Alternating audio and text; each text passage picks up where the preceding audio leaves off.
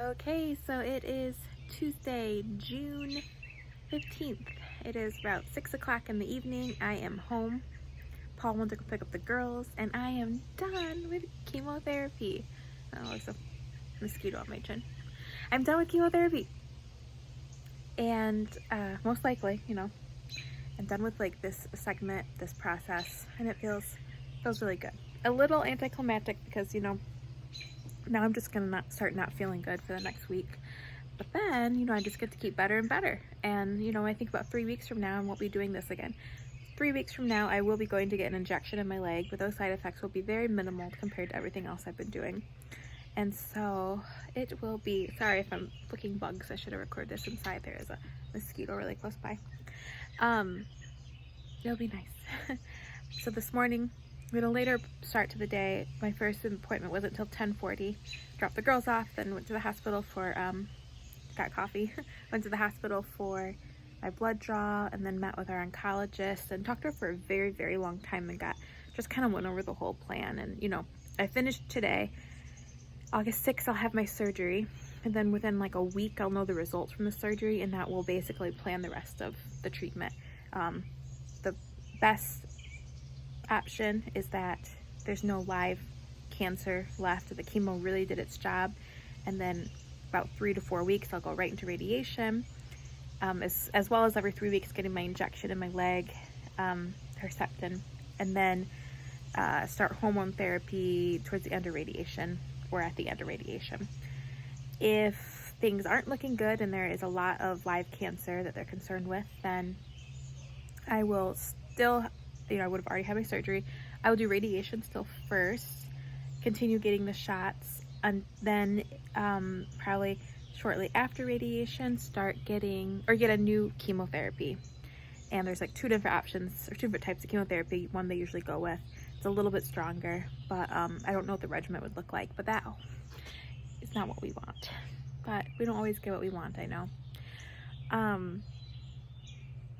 And I think, and then as I mentioned, my last 1-year update, which I recorded this morning, about 6 months after radiation, I'm gonna have another surgery for reconstruction on my left side because I'm gonna be flat for my August surgery.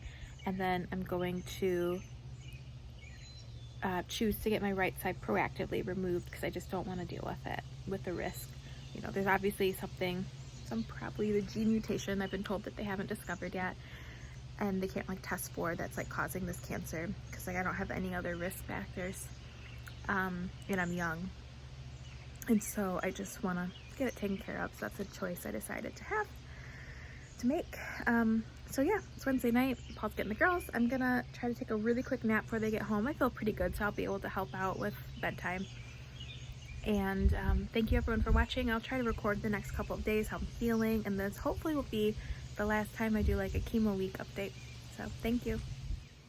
All right, so it is Wednesday night, about 8 o'clock. Just got Abby down. Paul's putting Charlotte down to sleep. If you hear a ticking sound, my new last arm badge, my last one, is going off right now, injecting the medicine, so I'll be able to take it off in about a half an hour. Just getting ready for bed. Feel okay today. Just took it really easy. Slept whenever Abby slept, so I got lots of naps in, and just, I don't know, I'm in a really peaceful state of mind where I know that this is my last week of feeling pretty bad with chemo. And so I just keep thinking, every minute that passes, every hour that passes, it's the last part of that Wednesday,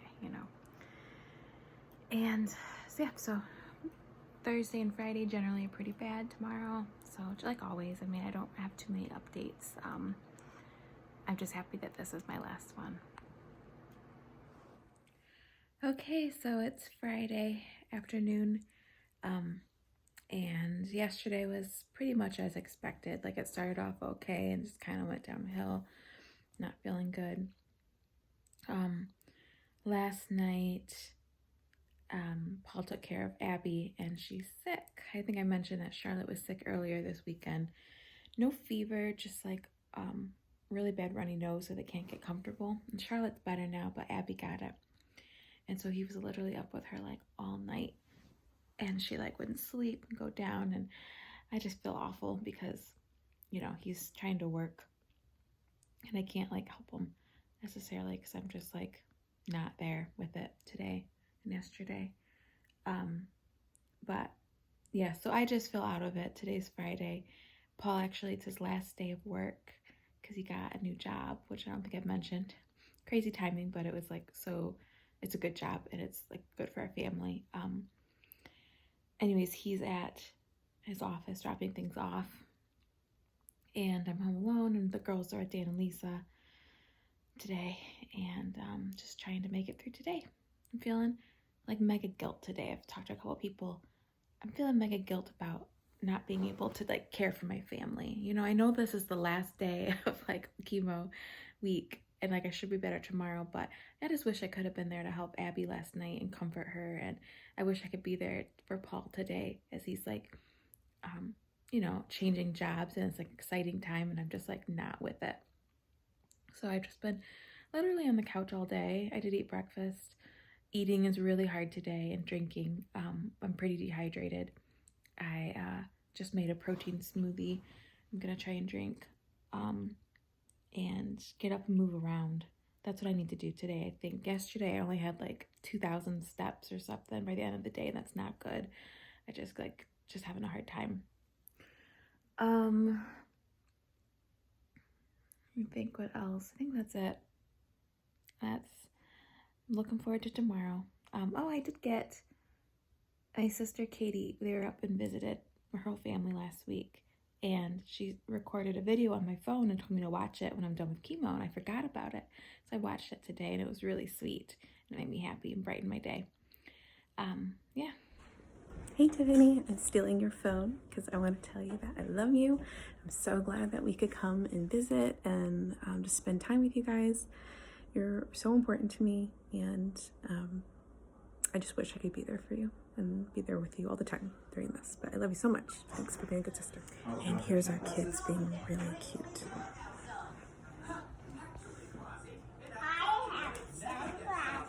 You have sunglasses? Yeah, but I didn't broke them. I only broke tops. Yeah. You don't need sunglasses in a house, do we? Can you say hi, Mommy? Hi, Mommy. Say I love you. I love you. Can you guys say hi, Aunt Tiffy? Hi, Aunt Tiffany. Luella, can you say hi to Aunt Tiffy? Hi. And tell her you love her. I love you. Oh, where's my okay? And Josh, can you say hi, Aunt Tiffany? Hi, Aunt Tiffany. Say I love you. I love you. Bye. Go ahead. Woohoo! I'm coming, Mommy. That's right. We're coming, Mommy. Love you. All right, so I'm gonna tell a funny story that happened this morning. So today's Saturday, and I'm at U of M getting hydration. Really need it today. I do not feel good. And like yesterday, I had breakfast. I can't remember what I had for breakfast. I think I had cereal, and then lunch, and then I didn't have dinner, but then I puked up my lunch. And so like this morning I had oatmeal, but I was still just really hungry. I was sick all last night, and so I just needed like food. And so on our way to, Paul driving me to the hospital, I said I wanted a bagel, and I've been craving a bagel for like 3 days now, and we didn't have any at home. And so we stopped at Tim Hortons, and the line was kind of long, so I was like, I'll just run in. So I went in, and like I was waiting, and it was like taking too long. I didn't even order yet, and then Paul came in, and he was like waiting with me, and then I said, let's just go. And like I said it kind of like, let's just go, you know, like that. And then I left, and then he's like, wait, no, it's fine. And then he's like, you gave me the keys, and he told me to go to the car. So I just figured he's gonna order for me. So then like, I don't know, like 8 minutes later, he comes back to the car, and he's like, here, and he gave me my bagel. And then he said, I told him to hurry or something like that. And I'm like, oh. And then I was like, I was just like, we were gonna be late, and so I was just like kind of frustrated and about just like waiting in general, you know, bagel problems. And he said, I said, did they give you a hard time when you told them to hurry? And he said, no, I just told them my wife ordered and she needed her bagel. And I was like, I didn't order. And so what happened was, so I guess what happened was he stole a bagel. After I left, a guy at the counter said, hey, the bagel's almost done. He just like said it out loud, if you want to wait around for it. And so Paul just thought that I already ordered, but I didn't order anything. I was like still in line. I was next in line. And so then he like waited around, then he saw that bagel get done, and then someone put it in like the drive-through bag. And then he said to them, hey, my wife ordered a bagel, and we need to go to the hospital. Can you make it quick?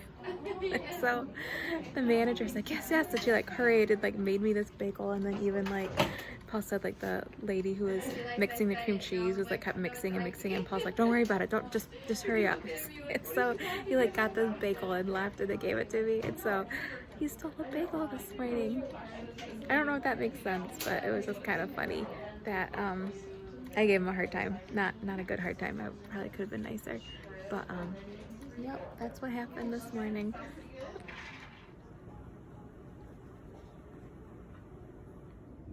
Hello. Whew. Okay, so it's Tuesday. It's been 1 week since that last chemo round, and it's about 4 o'clock in the afternoon, and I just had my first break of the day from watching the girls.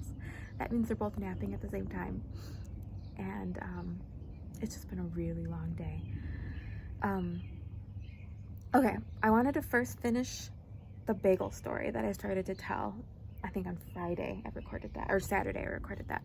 So I told the whole bagel thing. Paul stole a bagel. It was funny, ha ha ha. So on the way home, he picked me up, and he wanted to stop and pay for the bagel. I was like, you know, it doesn't that matter, but like we decided to do it. And so we pull in to the same Tim Hortons, and Paul goes inside, and I stay in the car. And I'm sitting in the car, and then all of a sudden, the car's like got like jolted. Somebody hit our car while I was like parked, and they like backed into it. Now, thankfully, they only backed into like the spare tire because it was the Jeep, and so there's no damage to our car. But they had like, I think an SUV or something with a hatchback, but it like dented their car pretty good. So I get out of the car, and it's raining, and Paul's already in the store, and the guy gets out of his car, and he's like, "Are you okay?" I'm like, "Yeah, I'm fine." Like it was not a big deal. And he felt really bad, and he just like backed into it. And so I wanted to like go get Paul first to like make sure, like I just wanted to go get Paul. So I was like, 1 second, let me go get Paul. So I tried to call him, he didn't answer. So I ran in and I got him, and he came out and like checked everything. And while he was talking to the guy felt so bad, him and his wife. He's like, all this for a stupid bagel. And Paul like looks at him, and he's like, worst things have happened for a bagel. And it like made me laugh so hard because of like we tried to like the whole bagel thing that morning, like, and then we would go back and try to do the good thing, and then our car gets hit. Anyways, the bagel's paid for, our car is fine. We didn't even end up needing to do an insurance. They didn't want to, and like our car is fine. But it was just kind of funny, the whole thing, the way that played out. Okay, so I finished that story. Okay, other thing I want to update on. Overall, I'm feeling good. Pretty good. Like, still slow to get better, but every day I'm getting stronger and stronger. Like Sunday especially, like the morning I was not feeling good, but by the evening I just kept getting more and more energy, even though I was doing more and more. And I ended up staying up to like midnight, and I did like 8 loads of laundry and like mopped and like did tons of things and went for a walk. So it was good. Today I feel okay. This is the first day I had like the girls all day long, and it was just a crazy day because we were getting a patio built, and the patio guys came out. Awesome. We were waiting forever, and they severed the internet cable that was in the ground. And so Paul, it was like right in the middle of Paul's meeting. I think I mentioned he got a new job with his, like, it was the second day, so we had to like, we had no internet. We could have done like a hotspot, but he just didn't want to like waste it, or not waste it, trust it. And so Paul ended up going to his parents' house to use their internet, and so it ended up being okay, but it was still just like kind of frustrating. So that means I'm like here at the girls, would probably be working anyway, so I'd have them anyways. But it's just a really long day. Like, I'm covered in banana guts and vomit from Abby, or spit up, And I'm just trying to be joyful. It's hard because like it's just hard, but it's like I get to struggle today with parenting and with mothering, and I get to do that because I'm feeling better from chemotherapy. And so it is like a nice thing. And I'm just like trying to like look at it from that perspective, as hard as it can be. Like I get to do it because I'm like able to like do this today, so I'm thankful.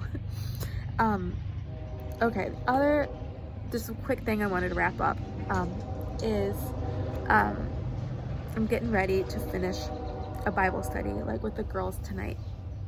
And we've been studying the book of Habakkuk, and on the last one, and I just wanted, this is like the last paragraph of this devotional is like so good, and I just wanted to read it just to kind of close out this thing. So it says, "And the Lord, he will not leave us. He will be our strength when we are weak. He will be our song when the words do not form and our voice cracks through tears.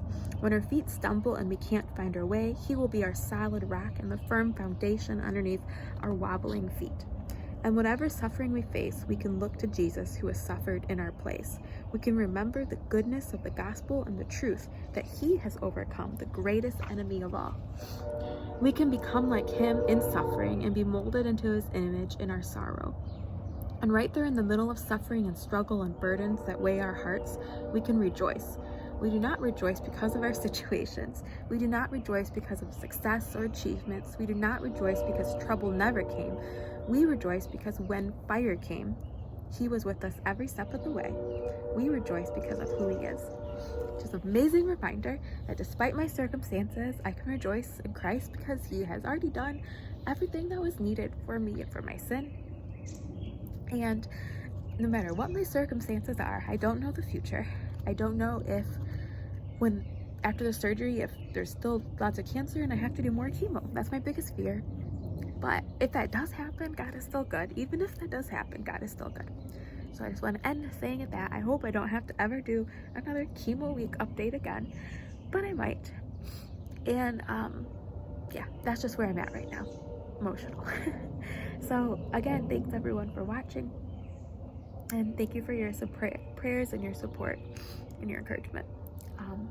I do plan on making another update closer to the surgery, and then like after the surgery, and then like throughout radiation. But that's my plan right now.